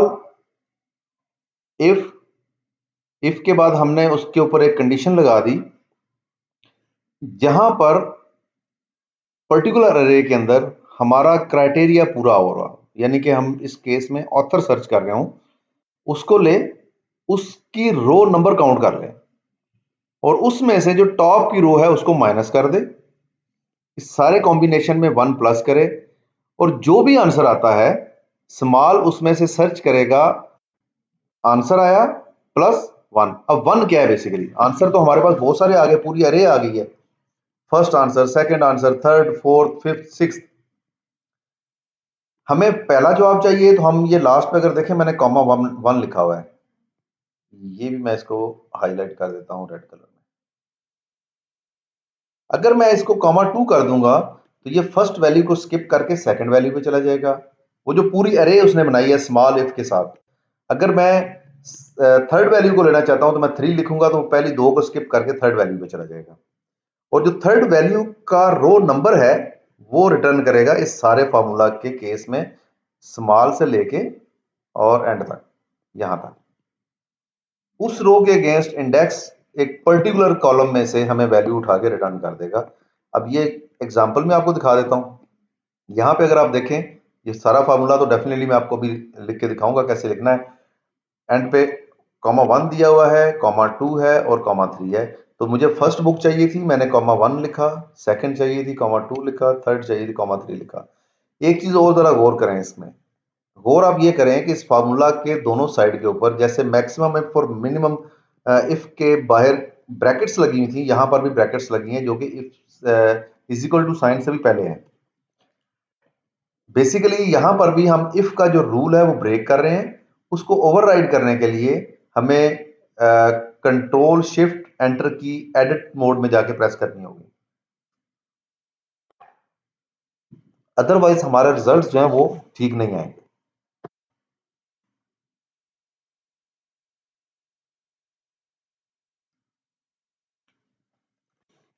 अब देखें इंडेक्स को फिलहाल आप छोड़ दें, हम यहां पे ले लेते हैं स्मॉल। स्मॉल के अंदर हमने लिखना है इफ में हमारे पास लेट्स से ऑथर नेम हम यहां पे ले आते हैं, इस ऑथर को यहां पे लेते हैं, is equal to small if, इस ऑथर नेम को मैं कहता हूं कि आप मुझे सर्च करके दो कॉलम ए के अंदर, कॉलम ए में ऑथर नेम लिखे हुए हैं। ये ज़हन में रखना है कि इस केस में आपने पूरे का पूरा कॉलम सेलेक्ट नहीं करना, सिर्फ उतना कॉलम उतना डेटा सेलेक्ट करना है जहां तक आपका डेटा अवेलेबल है। ब्लैंक जो है ये कंफ्यूजन क्रिएट करेगा। कॉमा, उसके बाद आपने रोज बतानी है, स्टार्ट से लेके एंड तक नंबर ऑफ रोज कितनी बनती हैं, तो ये आपको रो के जरिए कैलकुलेट करके देगा और वो भी आपने इसी तरह से रो बता, उसमें से आप माइनस करेंगे अपनी फर्स्ट रो को। फर्स्ट रो को मैंने माइनस कर दिया और जो भी मेरे पास रिजल्ट आया है उसमें मैंने 1 को प्लस कर दिया, कुछ ऐसे, और एंड पे मेरा कॉमा 1 आएगा।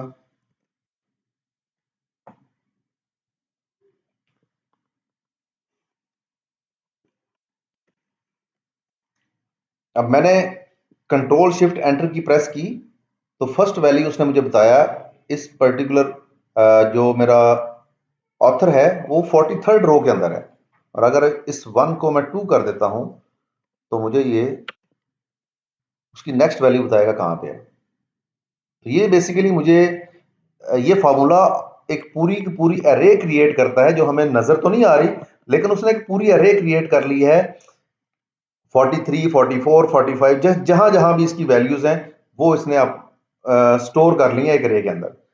अब हमें कौन सी वैल्यू चाहिए वो हमने इसको बताना है, और वो हम इसको बता रहे हैं विद दिस नंबर। पहली वैल्यू पकड़ लो, दूसरी ले लो, तीसरी वैल्यू ले लो या चौथी वैल्यू ले लो उस एरे में से। अब इसके फर्दर इसका हमने ये करना होता है कि हम इसके अगेंस्ट वैल्यू उठाना चाह रहे हैं, यहां पर हम लिखेंगे इंडेक्स, और ये इंडेक्स करेगा उस कॉलम को जहां से हमने वैल्यू उठानी है।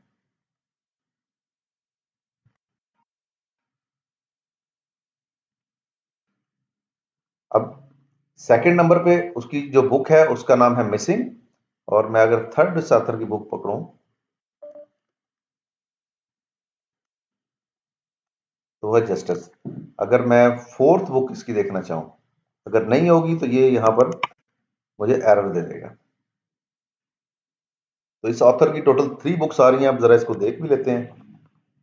ऑथर नेम था क्रिस CH। पहली चीज तो आप देख लें ये 30 43 44 और 45 रोज के ऊपर आ रही हैं। 3 वैल्यूज थी, इसलिए फोर्थ वैल्यू पर जाके उसने हमें एरर दे दिया। इंपॉर्टेंट चीज इसमें, सबसे इंपॉर्टेंट चीज क्या है, फॉर्मूला एडिट मोड में जाके कंट्रोल शिफ्ट एंटर की के साथ आपने इसको मस्ट जो है वो ये प्रेस करना है।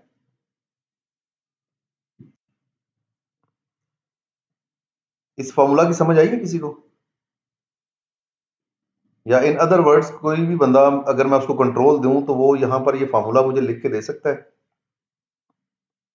लेट्स से हम शीट 1 में आ जाते हैं और शीट 1 के अंदर मैं इस ऑथर को पकड़ लेता हूं।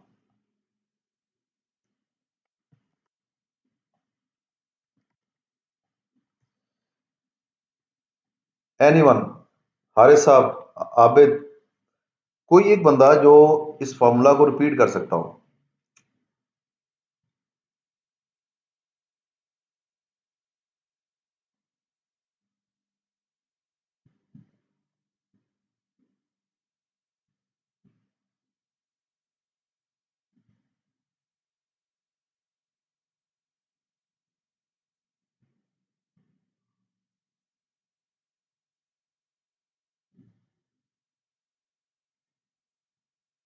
तारिक साहब, आपको समझ आई ये फॉर्मूला?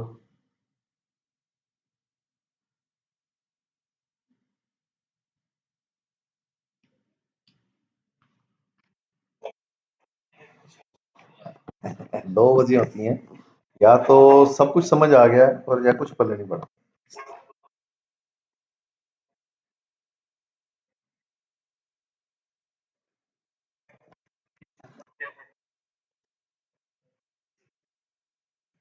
इसमें ना एक सिंपल सी चीज आप ये देख लें, सबसे पहले तो इफ का तो आपको पता है कि इफ क्या काम करता है।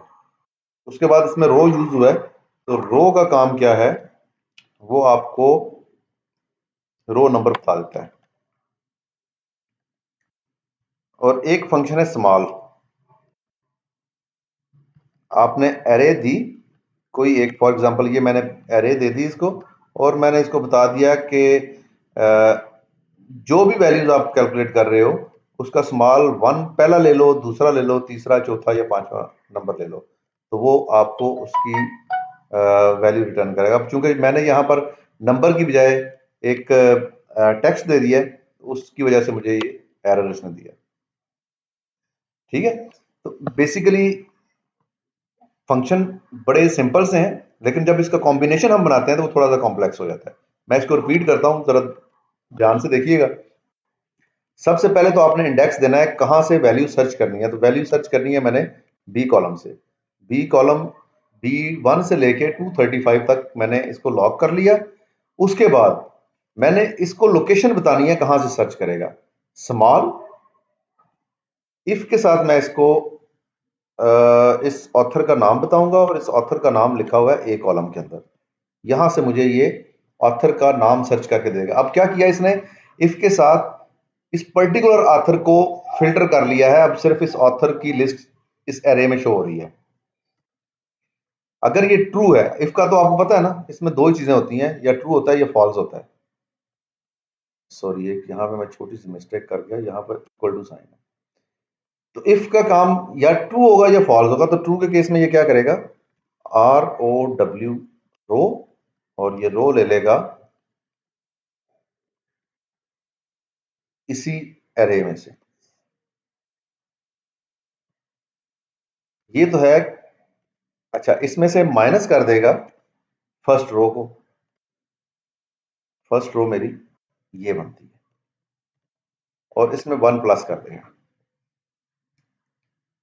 ठीक है। उसके बाद मुझे फर्स्ट वैल्यू चाहिए तो मैं 1 लिखूंगा, सेकंड वैल्यू चाहिए 2 लिखूंगा, थर्ड वैल्यू चाहिए 3 लिखूंगा, कुछ इस तरह से। सेकंड पे इसने मुझे एरर दिया, मैं इसको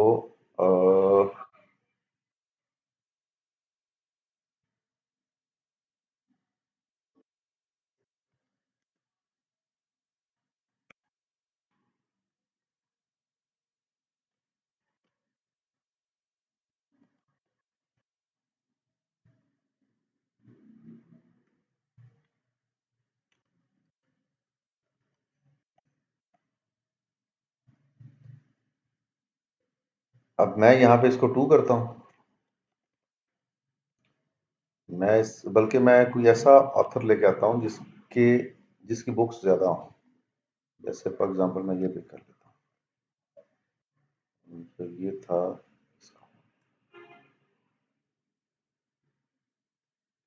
अच्छा, इसके अगेंस्ट अभी इसने मुझे कोई वैल्यू नहीं दी, इसकी क्या रीजन हो सकती है? जरा सोचें और मुझे बताएं कि इसकी क्या रीजन है कि यहाँ पर मुझे कुछ भी वैल्यू रिटर्न नहीं हुई।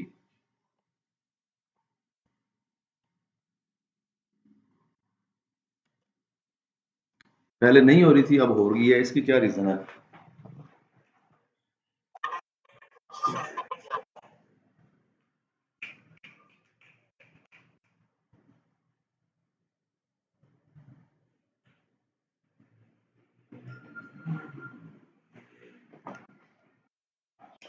पहले मैंने कंट्रोल शिफ्ट एंटर की प्रेस नहीं की थी, जिसकी वजह से उसने मुझे वैल्यू रिटर्न नहीं की थी। और अब मैंने कंट्रोल शिफ्ट और एंटर की प्रेस की तो मुझे वैल्यू रिटर्न होगी। अगर आप इसमें कंट्रोल शिफ्ट और एंटर की प्रेस नहीं करेंगे तो ये आपको गलत वैल्यू रिटर्न करेगा या आपको एरर देगा। ठीक है। मेन चीज है, अब इसकी आपको प्रैक्टिस करनी है, जितनी ज्यादा आप कर सकते हैं। अच्छा है, फॉर्मूला अच्छा है। और फाइनेंस के किसी बंदे ने मुझसे पूछा था, तो मैंने ये कहीं से सर्च किया, ढूंढा, इसको अच्छी तरह से सीखा और फिर ट्रेनिंग्स का हिस्सा बना दिया। और मोस्ट प्रोबेबली फाइनेंस, HR वगैरह में ही इसकी ज्यादा जरूरत पड़ती होगी। मैंने कस्टमर केयर में काम किया है, मैंने कमर्शियल में काम किया है, या इंजीनियरिंग के साथ कुछ थोड़ा बहुत काम होता है हमारा, तो वहां पर मैंने ऐसा जिसका यूज नहीं देखा। ये था हमारा सेशन फार्मूलाज के ऊपर। कोई भी फार्मूला जो हमने डिस्कस किए हैं या इनमें मैंने नहीं डिस्कस किया और आप लोग उसके ऊपर डेली रूटीन में आपको ज़रूरत पड़ती है, या कोई आपकी इस तरह की क्यूरी है जो फार्मूलाज हल करना चाहते हैं, तो आप मुझसे पूछ सकते हैं। उससे पहले मुझे एक छोटी सी बात बता दें, कल के दिन का HR ने सेशन भी हमारा रखा हुआ था और कल के दिन की छुट्टी भी अनाउंस हो गई है। तो कल की ट्रेनिंग सेशन का क्या करना है?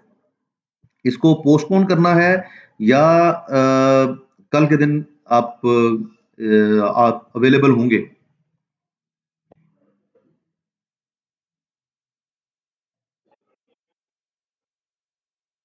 कल अवेलेबल नहीं होंगे, ठीक है, डन है। मंडे, बिल्कुल ठीक है जी। मैं फिर आयशा को बता देता हूँ, आयशा की तरफ से आप लोगों को ईमेल आ जाएगी। मंडे का सेम टाइम जो है वो हम रख लेंगे, 2 से लेकर 3 बजे तक। अब कोई भी आपका क्वेश्चन है तो आप मुझसे पूछ सकते हैं। इस असाइनमेंट और ये जो आज के सेशन की रिकॉर्डिंग है, ये आपको 6-7 बजे तक इंशाल्लाह मिल जाएगी।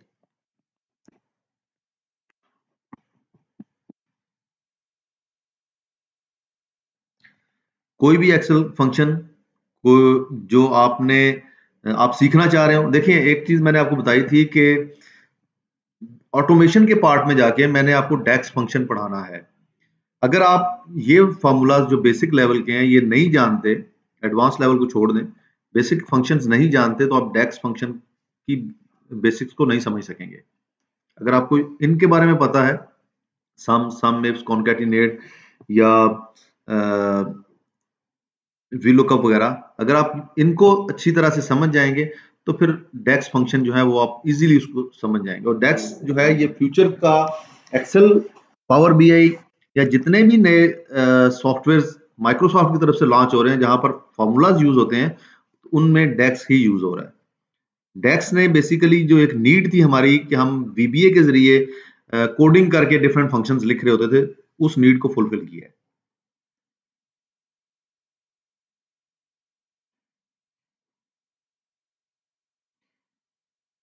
जी, आसिफ मेमन साहब, नईम जई, तारिक साहब, कोई ऐसा फार्मूला जो कि आप चाह रहे हो कि हम इसको डिस्कस कर लें, कोई रिपीट करना चाहें वो बता दें। कोई आपकी क्यूरी हो, जिस तरह के टॉपिक हमने अब तक डिस्कस किए हैं इनमें से कोई होती है, इसके अलावा कोई चीज आपके जहन में होती है और आपने सोचा था यार ये इस ट्रेनिंग में मैं सवाल पूछूंगा, तो आप ओपनली पूछ सकते हैं मुझसे।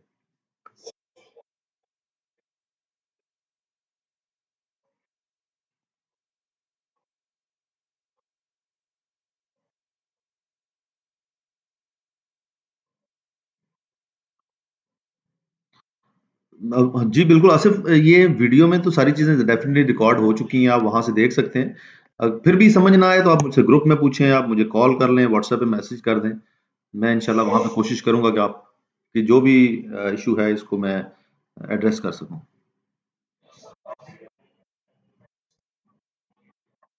मेरे लिए ये ट्रेनिंग्स है ना, ये मेरी जात के लिए बड़ी इंपॉर्टेंट होती हैं। जब मैंने ये ट्रेनिंग स्टार्ट की थी तो मुझे ना तो पावर बीआई आता था, ना ही पावर पिवट पावर क्यूरी आता था, ना ही डेक्स फंक्शन आता था, ना ही मुझे वीबीए आता था। मैं जैसे जैसे ट्रेनिंग्स करवाता रहा, लोगों ने मुझसे सवालात पूछे, मैंने नई से नई चीजें सीखनी शुरू की। आज अल्हम्दुलिल्लाह मैं वीबीए की जबरदस्त ट्रेनिंग करवा सकता हूँ, ऑटोमेशन के ऊपर, पावर बीआई के ऊपर, एसक्यूएल भी मैंने इसी तरह सीखा कि लोगों की तरफ से क्यूरीज आती थी तो मैं उस चीज को कि मैं अनआंसर्ड ना ट्रेनिंग रूम से वापस आऊं, मैं उन चीजों को सीखता रहा। तो आप जो भी चीज मुझसे पूछेंगे वो मेरे लिए भी बेनिफिशियल है। अगर कोई ऐसी चीज पूछेंगे जो कि मुझे नहीं पता जिसका, तो डेफिनेटली मैं पहले खुद सीखूंगा, फिर आप लोगों को उसके बारे में एड्रेस करूंगा। और अगर ऐसी चीज पूछेंगे जो ऑलरेडी मुझे पता है तो मैं आपको उसके बारे में बता दूंगा।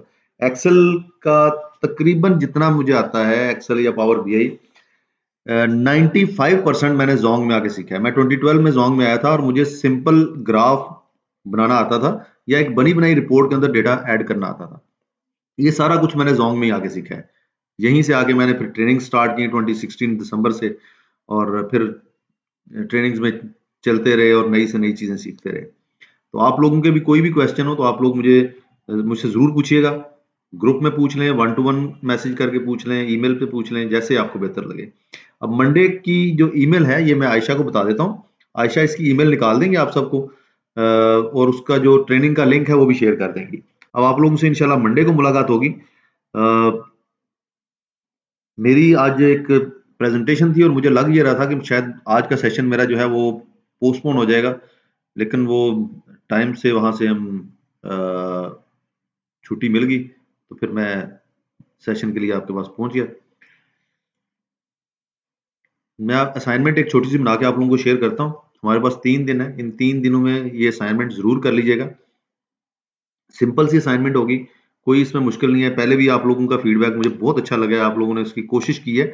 और अगर जिन लोगों ने नहीं भी वो असाइनमेंट की पहले वाली, वो भी दोबारा ट्राई कर लें, उसको जरूर करें। प्रैक्टिस जो है ये आपको आपके लिए बेनिफिशियल है। देखें, जब मैं आपको चीज बता रहा हूँ ये आपके जहन में बड़ी अच्छी तरह बैठ जाती है।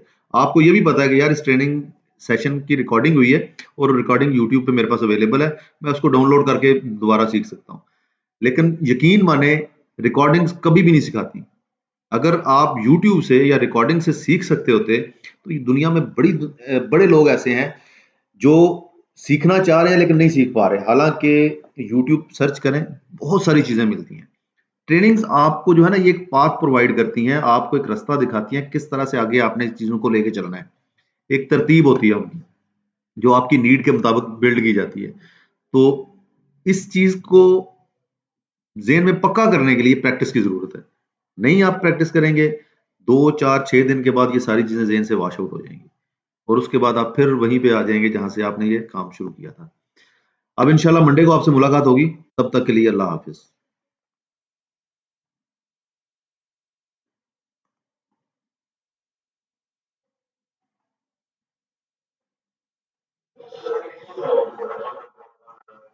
जी जी तारिक साहब, जी जी तारिक साहब, जी जी।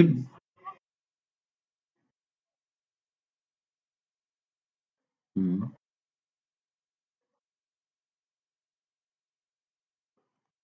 आ रही होती है, ईमेल्स भी आ रही होती हैं, ईमेल्स में भी हम्म।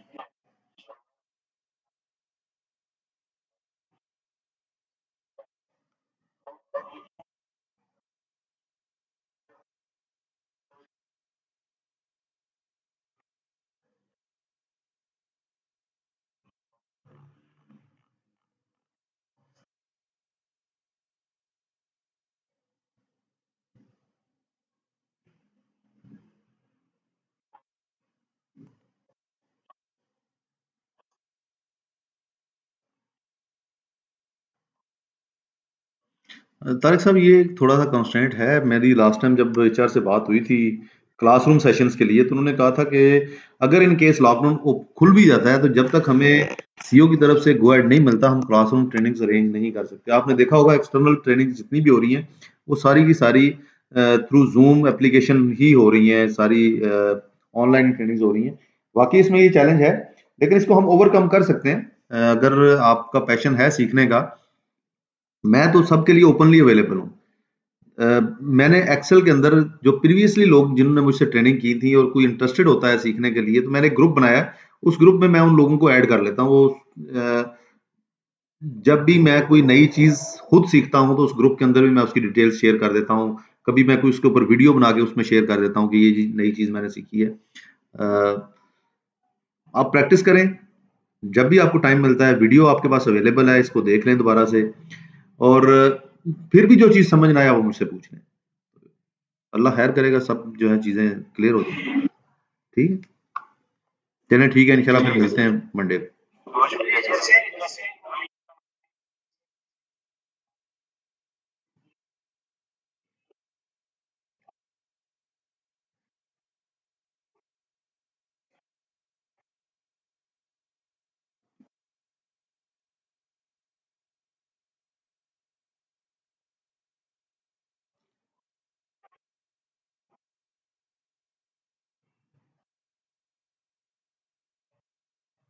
मुझे अपना गुड नेम बताएंगे? UMAR,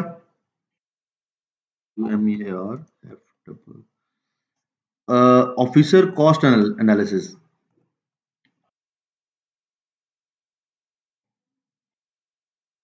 आपका उमर फारूक इकट्ठा लिखा हुआ है @zong.com.uk। उमर अजीम, UMERAC। अच्छा, उमर में अब्दुल अजीज आ गया।